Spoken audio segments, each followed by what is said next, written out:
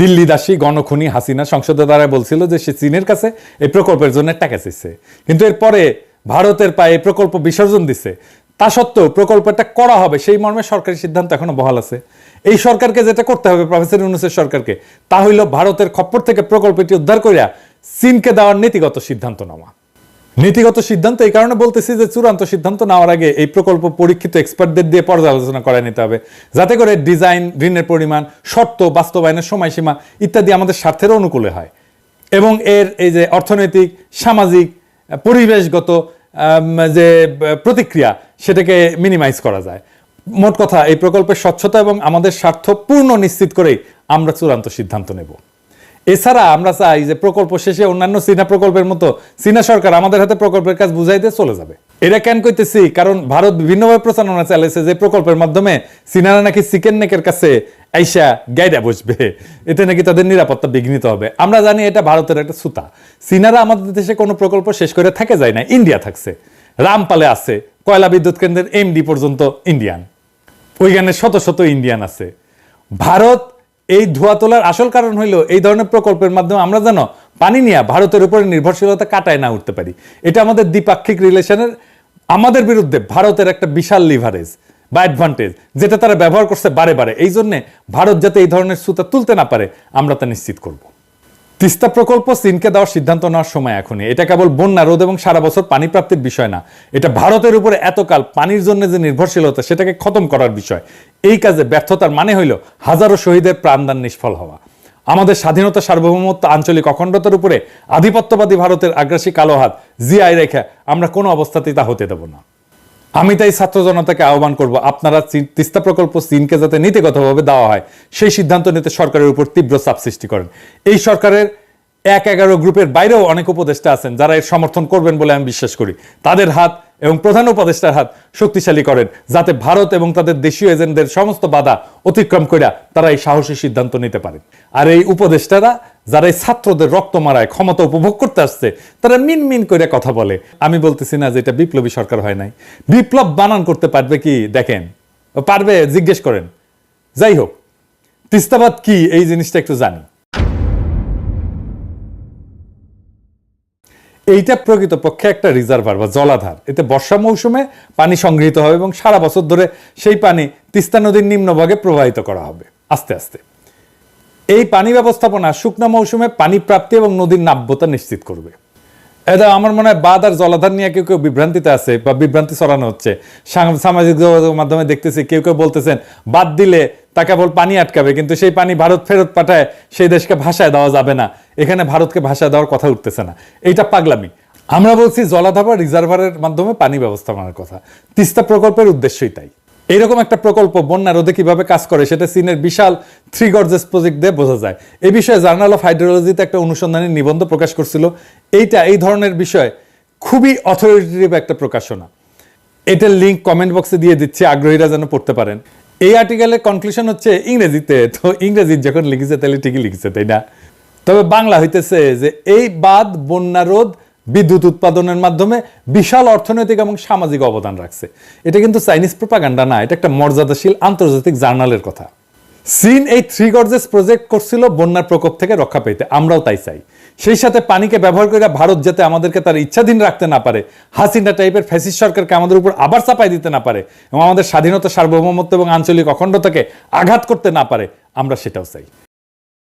পানি কেন আমাদের জন্য জরুরি, নদী কেন আমাদের জন্য জরুরি, আসেন এই আলাপটা করি। বাংলাদেশের এই জমিন তৈরি করছে শিরা উপশিরার মতো বয়ে যাওয়া নদ নদী, তারা জলের সাথে বয়ে আনছে পলিকণা, এবং পলিকণা জমে জমে তৈরি হয়েছে আমাদের পায়ের নিচের মাটি, বদ্বীপ বাংলাদেশ। এই দেশের বিশাল সবুজে যে প্রকৃতি এবং প্রাণের সমারোহ, সেই সমস্ত আয়োজন নিশ্চিত হয় পানির বিপুল প্রবাহে। পানি এবং প্রাণের এক অবিচ্ছেদ্য মানিক জোর। পুরা দক্ষিণ এশিয়ার প্রতিবেশ এবং প্রাণ ব্যবস্থা টিকে থাকার অলঙ্ঘনীয় শর্ত হচ্ছে পানির এরকম অবাধ প্রবাহ। অথচ বাংলাদেশের বেলায় পানির এই চলাচল আটকে দিচ্ছে প্রতিবেশী রাষ্ট্র ইন্ডিয়া। বাংলাদেশের মানুষ সহ সব প্রাণের অস্তিত্ব হুমকিতে ফেলে দিচ্ছে, প্রাণ ব্যবস্থা, প্রাণ বৈচিত্র্য বিপর্যস্ত করা হচ্ছে। আপনি দেখেন এই বন্যায় কিভাবে গবাদি পশু ভাসে যেতেছে, দেখেন।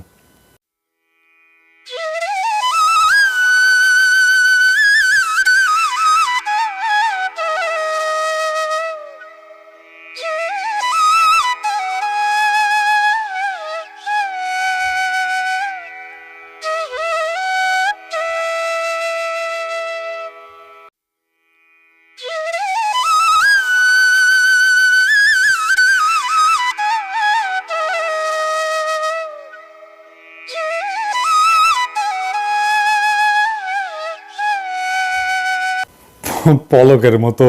ভারতও বলছে ওরা নাকি বাঁধের গেট খুলে নাই, বাঁধের গেট নাকি আপনি আপনি খুলে গেছে। তাও যদি হয় খুলে যাওয়ার পর কি সাথে সাথে ভারত আমাদেরকে জানাইছে এই ধরনের বন্যায় প্রত্যেকটা ঘন্টা প্রত্যেকটা মুহূর্ত গুরুত্বপূর্ণ, সাথে সাথে জানাতে পারলে অনেক প্রাণ সম্পদ বাঁচানো যাইত। ভারত তো জানানোর প্রয়োজনীয়তা এটুকু অনুভব করেনি। এর আগেও ভারত এই ধরনের আচরণ দেখাইছে বহুবার। আন্তর্জাতিক আইন বা নীতির তোয়াক্কা করে নাই, করবেই বা কেন? আমাদের বাংলাদেশকে তোরা একটা স্বাধীন দেশ হিসেবে মানেই না। সে কারণে গত ১.৫ দশক আমাদের ঘাড়ের উপর বসায় রাখছিল গণখুনি, শিশু হত্যাকারী, গুম, ক্রসফায়ার, আয়নাঘরের স্রষ্টা হাসিনাকে। আমাদের স্বাধীনতা, সার্বভৌমত্ব, আঞ্চলিক অখণ্ডতার উপর ক্রমাগত আঘাত করছে ভারত। এই নির্মম মানব সৃষ্ট বন্যা ভারতেরই হীন জঘন্য নীতির বহিঃপ্রকাশ। তাছাড়া আমরা আমাদের নিজের শক্তিতে ভারতের পোষা কুকুর গণখুনি হাসিনা ফ্যাসিস্ট সিস্টেমকে পরাজিত করে প্রকৃতপক্ষে ইন্ডিয়া আউট করে দিতে পারছি। ভারত তার প্রতিশোধ নিচ্ছে নানাভাবে। এই বন্যা ভারতের প্রতিহিংসা ছাড়া আর কিছু না। ভারতের এই জিঘাংসার দাঁত ভাঙা জবাব অবশ্যই আমরা দিতে পারি, অবশ্যই তার উপায় আমাদের হাতে আছে। কি জবাব দেবো এটা ভারত কল্পনাও করতে পারতেছে না। এই এপিসোডের শেষে সেই আলাপটা করব। কিন্তু এই প্রফেসর ইউনূসের সরকার কি সেই পথে হাঁটতেছে? এই দেখেন প্রফেসর ইউনূসের এক উপদেষ্টা কি কইতেছে। আপনার সাথে যদি আপনার প্রতিবেশী রাষ্ট্রের চুক্তি নাও থাকে, তারপরেও আন্তর্জাতিক আইনের কিছু নীতি আছে, যেমন কারো ক্ষতি করতে পারবেন না, যেমন আপনি সহযোগিতা করবেন। এগুলোকে বলে no harm principle, international cooperation principle. আর ভারতের সাথে আমাদের তো কিছু নদী নিয়ে চুক্তি আছেই। সে প্রেক্ষিতে আমার উত্তর হবে যে হ্যাঁ, উজানের দেশের উপরে যারা উজানের দেশ, তাদের ভাটির দেশকে জানানোর কথা, যখন এরকম অস্বাভাবিক বৃষ্টিপাত হয় বা পানি ছেড়ে দেওয়ার দরকার হয়, আগে একটু জানিয়ে দিতে হয়। তাহলে একটু প্রস্তুতিটা রাখা যায়, অন্তত মানুষজনগুলোকে সরিয়ে নেওয়া যায়। আপনারা দেখেছেন যে গতকাল আমাদের প্রধান উপদেষ্টা মহোদয় ভারতের হাই কমিশনের সাথে মিটিংয়ে বসেছিলেন, সেখানেও এই বিষয়টা উত্থাপিত হয়েছে।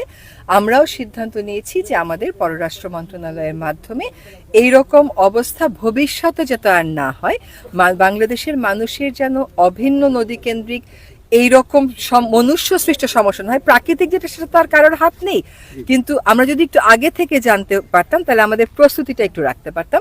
তো সেটা মানুষের কারণে, না জানানোর কারণে যাতে আমাদের কোনো এরকম বড় সমস্যা না হয়, সে ব্যাপারে ভারতকে আমরা আমাদের প্রস্তাবনাগুলো জানাবো। ভারত 50 বছর ধরে পানি নিয়ে প্রতারণা করছে, আন্তর্জাতিক আইনের তোয়াক্কা করে নাই। এখন আমাদের বিশ্বাস করতে হবে যে তারা তাদের কৌশল বদলাবে, কারণ প্রমিত ভাষায়, শান্তিনিকেতনী ভাষায়, রবীন্দ্রসঙ্গীতের সুরে রেজওয়ানা তাদের কাছে সবিনয়ে আবেদন করতেছে। আমাদেরকে সেটা বিশ্বাস করে বসে বসে আঙুল চুষতে হবে, তাই না? বাংলাদেশ ভারত কূটনৈতিক রিলেশনের রিয়ালিটি, তার ইতিহাস সম্পর্কে জ্ঞানবিহীন এই সমস্ত অথর্ব, অরাজনৈতিক, ভীরু আর নির্বীর্য উপদেষ্টারা কার্যকর ব্যবস্থার দিকে না গিয়া পররাষ্ট্র মন্ত্রণালয়ের উপরে দায়িত্ব চাপাই দিয়ে পার পেতে চাইতেছেন। অথচ আমাদের হাতে খেলার শক্ত কার্ড আছে।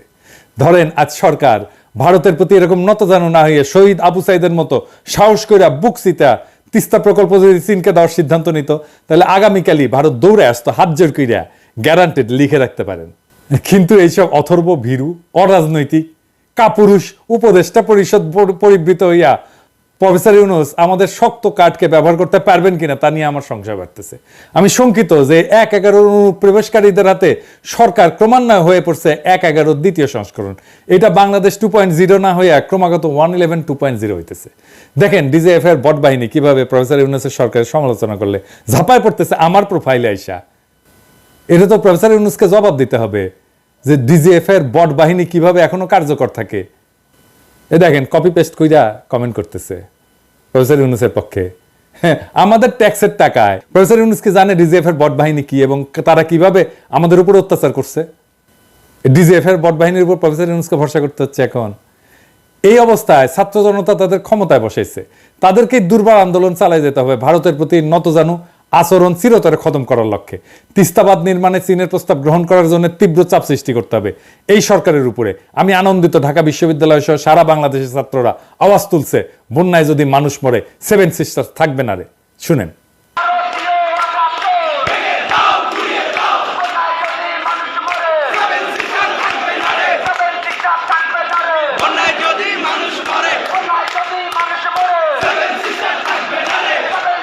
থাকবে না রে।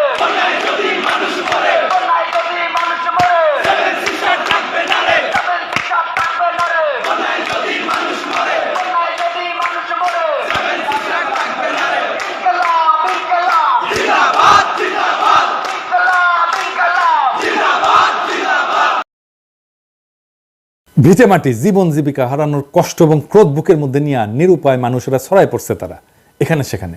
বাংলাদেশের মতো ছোট রাষ্ট্রের সাথে ইন্ডিয়ার এই বৈরীভাব, অভিন্ন আন্তর্জাতিক নদীগুলোর নিজেদের অংশে বাঁধ, ব্যারেজ, ড্যাম, নদী সংযোগ প্রকল্পের মাধ্যমে গায়ের জোরে একতরফাভাবে পানি প্রত্যাহার করতে থাকা, এইসবের বুঝি আর কোনো শেষ নাই।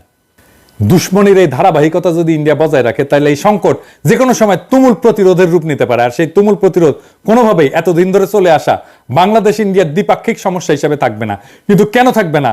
কেন এই দুই দেশের সীমানা ছাড়ায় এটা বাইরে ছড়ায় পড়বে? সমস্যার কি এমন গণিগত পরিবর্তন এবং চরিত্রগত ভিন্নতা তৈরি হয়েছে? কি কি নতুন উপাদান এসে যুক্ত হয়েছে এর মধ্যে? এখনকার আলাপ এটা নিয়ে। ইন্ডিয়ার পানি সন্ত্রাসের সম্ভাব্য পরিণতি কি হতে পারে তা নিয়ে আমি একটা গল্প বলবো। না, আমার বানানো গল্প না, এটা থ্রিলার। লিখছেন যুক্তরাষ্ট্রের সদ্য সাবেক এক ইন্টেলিজেন্স কর্মকর্তা ডুয়ান ইভান্স। 2007 সালে সিআইএ এর দায়িত্ব থেকে অবসরে যাওয়ার পরে এই আমেরিকান গোয়েন্দা কর্মকর্তা এই ডুয়ান ইভান্স একটা স্পাই থ্রিলার লেখে, নাম হইতেছে নর্থ ফ্রম ক্যালকাটা। এই ভারতের দাদাগিরি পানি সন্ত্রাসের কারণে কি বিশাল পরিণতি ডেকে আনতে পারে তার একটা ইঙ্গিত দেওয়ার চেষ্টা করছেন ইভান্স তার উপন্যাসে। নর্থ ফ্রম ক্যালকাটার এই বইয়ের প্লট হচ্ছে ফারাক্কা ব্যারেজ। একটা সন্ত্রাসী হামলায় ফারাক্কা ব্যারেজ উড়ায় দেওয়ার পরিকল্পনা সুতা ধরে একটু একটু করে আগাইতে থাকে উপন্যাসের কাহিনী। বইটাকে শুধু স্পাই থ্রিলার বললে সবটা বলা হয় না, এটা আসলে আন্তর্জাতিক দক্ষিণ এশিয়ার আঞ্চলিক রাজনীতিতে ক্ষমতার ভারসাম্যের লড়াই, পানি এবং প্রাণ সম্পদের উপরে কৌশলগত নিরাপত্তাজনিত নিয়ন্ত্রণ কায়েমের রাজনীতি ইত্যাদি বিষয়ে এমন একটা ভাষ্য যার কাঠামোটা উপন্যাসের, কিন্তু উপন্যাসের চরিত্র হচ্ছে গোয়েন্দা গল্পের। গল্পটা খুব টান টান, নানা মাত্রার আর সম্পর্কের যোগসূত্র তৈরি করা হয়েছে এই গোয়েন্দা ভাষ্যে। ঘটনা হইতেছে ফারাক্কা ব্যারেজের 25 বছর উদযাপন উপলক্ষে একটা বড় উৎসবের আয়োজন করছে ইন্ডিয়া। মানে চাকবুম চাকবুম করে আর ড্যান্স দিবে, এই দুইটা শেয়ার আর তো দেন না, অনেকদিন শুনি না এটা। হয়েছে সেইখানে এই প্রকল্পের মূল স্থপতিকে বিশেষ সম্মাননা প্রদান করা হবে। একে উপলক্ষ করে স্থাপনা এবং নির্মাণ খাতে ইন্ডিয়া কত বিশাল বড় তালেবর এই সাফল্য এবং শক্তি প্রদর্শন করবে আর কি। বিভিন্ন দেশের রাষ্ট্রদূত বড় ব্যবসায়ী বড় বিনিয়োগকারীকে আমন্ত্রণ জানানো হয়েছে এই অনুষ্ঠানে। আর অ্যাটমিক ডেমোলিশন দিয়া ফারাক্কা ব্যারেজের এই 25 বছর পূর্তি উৎসব, জমকালো উৎসবকে জয় বাংলা করে ফারাক্কা ব্যারেজ উড়িয়ে দেওয়ার কাছে রওনা হয়েছে একদল যুবক, 7 জনের। এই কাফেলার 7 জন বাংলায় কথা বলে। সমস্যা সমাধানে বাংলাদেশের সব কূটনৈতিক প্রচেষ্টা যখন বিফল, বাংলাদেশের অস্তিত্বের প্রতি যে হুমকি যে ব্যারেজ, সে ব্যারেজ বিষয়ে জাতিসংঘ যখন কিছু করতেছে না, তখন সেই ব্যারেজ উড়ায় দেবে বাংলায় কথা বলা 7 জন যুবক। এইটা হইতেছে এই উপন্যাসের উপজীব্য। এরা কারা? তারা কি এই মরুপ্রায় শুকনা নদীর স্তরে জীবন জীবিকার শর্ত হারানো উন্মূল কেউ? তারা কি এমন কেউ যারা ভিটামাটি হারায় উদ্বাস্ত? ফারাক্কা ব্যারেজে হামলার পাশাপাশি 12 ঘন্টার মধ্যেই আবার উত্তর পূর্ব ইন্ডিয়ার স্বাধীনতাকামী বিদ্রোহীরাও যুদ্ধ শুরু করবে এই উপন্যাসে। চারিদিক থেকে কোণঠাসা কইরা যাদেরকে এই সমীকরণে ঠেলে দিছে ইন্ডিয়া, তারা যুক্ত হয়েছে এই সমস্যার সাথে অনিবার্যভাবে। কি হইতে যাচ্ছে তাহলে? কি করবে বাংলাদেশ সহ এই অঞ্চলের মানুষ? কল্পনা আর নিরাপত্তা ঝুঁকির অনুমান নির্ভর এই গোয়েন্দা ভাষ্যে সম্ভব অসম্ভবের মানচিত্র ফুটে উঠছে। সেখানে বঞ্চনা, ক্রোধ, অসহায়ত্ব, প্রতিশোধের বারুদে কি অগ্নিশিখা জ্বলে উঠবে? তাছাড়া যেভাবে বাস্তব ক্ষেত্রে প্রস্তুত হচ্ছে তাতে কইরা কি ঘটবে ইভান্সের এই উপন্যাসের বাইরে? বইটা পড়বেন। এই বইয়ের রাজনৈতিক ভাষ্য আমি দেখলাম ঢাকা বিশ্ববিদ্যালয়ের স্লোগানে, বন্যায় যদি মানুষ মরে 7 সিস্টার্স থাকবে না রে।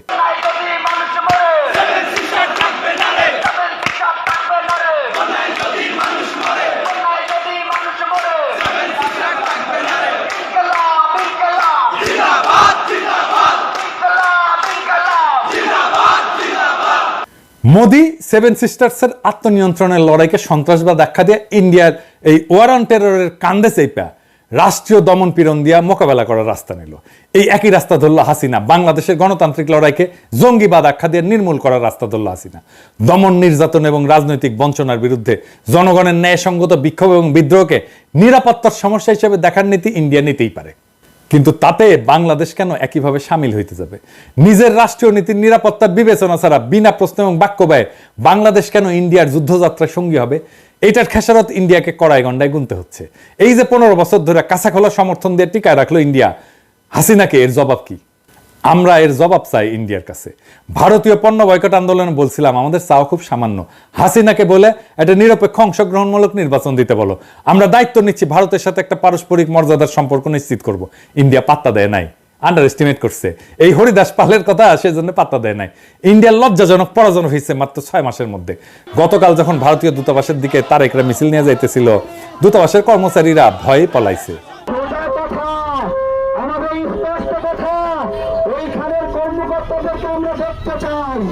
আমরা শুনতে চাই তাদের মুখ থেকে, তারা যেই ড্যাম 31 বছর বন্ধ রাখলো, সেই ড্যাম 31 বছর পর খুললো কেন? এই সাহস নিয়ে বাংলাদেশকে উপনিবেশ বানাইতে আসছিল। এক একজন কথা বলতো কি রুয়াব নিয়ে, হাই কমিশনার গুলো বসতো কিভাবে যেন বড় লাট। তো উপন্যাসে দেখা যাচ্ছে ফারাক্কার অপারেশনটা যখন চালানো হয় তখন এর সাথে সামিল হয় ইন্ডিয়ান ইউনিয়ন থেকে স্বাধীনতাকামী 2টা বাহিনী, নাগাল্যান্ড এবং মণিপুর। দীর্ঘদিনের দখলদারি বঞ্চনা তাদের ক্ষোভের কারণ, বিদ্রোহ তাদের দীর্ঘদিনের, কিন্তু এই প্রথম তারা পাশাপাশি এসে এক সূত্রে একটা অপারেশনে কাজ করতেছে বাংলাভাষীদের সাথে সমন্বিতভাবে, যেটা আগে কখনো ঘটে নাই। এইবার বুঝছেন ফারাক্কার সাথে, আমাদের পানি ব্যবস্থাপনার সাথে, আমাদের সাথে ভারতের এই অন্যায্য আচরণের সাথে সেভেন সিস্টার্স কিভাবে যুক্ত। নিউ ইয়র্ক টাইমসে ফিলিপ বাউডিং লিখছিলেন যে ইন্ডিয়াস ওপেনিং উইথ বাংলাদেশ। মার্কিন পররাষ্ট্রনীতির একজন ভাষ্যকার এবং গুরুত্বপূর্ণ পরামর্শ করছেন বাউডিং। তো ওই লেখায় বাউডিং বলছেন যে ইন্ডিয়া বাংলাদেশের মধ্যে বাণিজ্য ঘাটতি আছে, সমুদ্র সীমানা নির্ধারণের ব্যাপার আছে, ট্রানজিট আছে, কিন্তু অনেক বেশি গুরুত্বপূর্ণ নিরাপত্তা ইস্যু হচ্ছে পানি। ইন্ডিয়া যেভাবে বাংলাদেশকে পানি থেকে বঞ্চিত করছে তাতে কইরা বাংলাদেশের উদ্বিগ্ন হওয়া খুবই সঙ্গত। একবার পানি আটকায় রাখে গ্রীষ্মকালে, আর বর্ষাকালে পানি ছাইরা ভাসায় দেয়। 2টা সময় আমাদের ক্ষতি করে। পানি বাংলাদেশের প্রাণ রক্ষার জন্য রক্ত সঞ্চালনের মতো। অভিন্ন নদীসমূহের পানি পাওয়া না পাওয়া নিয়ে বাংলাদেশের টিকে থাকা না থাকা, জনগণের বাঁচা মারা একই সূত্রে গাথা। ভারতকে তার সমস্ত বাঁধ ভেঙ্গা দিতে হবে। বাংলাদেশে আসা অভিন্ন নদীর সকল প্রবাহকে উন্মুক্ত করে দিতে হবে। চয়েস ভারতের, হয় বাঁধ ভাঙো নয়তো ভারত রাষ্ট্র ভেঙে যাওয়ার ঝুঁকি নাও। আমি বলতেছি আমাদের 15 বছর ফ্যাসিবাদের ঘানিটা নাইছো, এর কাফফারা দিতে হবে। বাঁধ না ভাঙলে ইন্ডিয়ায় জয় বাংলা হয়ে যাবে। বাংলাদেশের মানুষ একটা কথা বিশ্বাস করে, ভারত যদি আন্ডার এস্টিমেট না করে তাহলে ইন্ডিয়ারই উপকার। নয়তো কয়া দিই ওই কথা যেটা বাংলাদেশের মানুষ বিশ্বাস করে। কি সেটা জানেন? বাঘে চুলে 18 ঘা, ঠোলায় চুলে 36 ঘা, আর পিনাকি চুলে জয় বাংলা।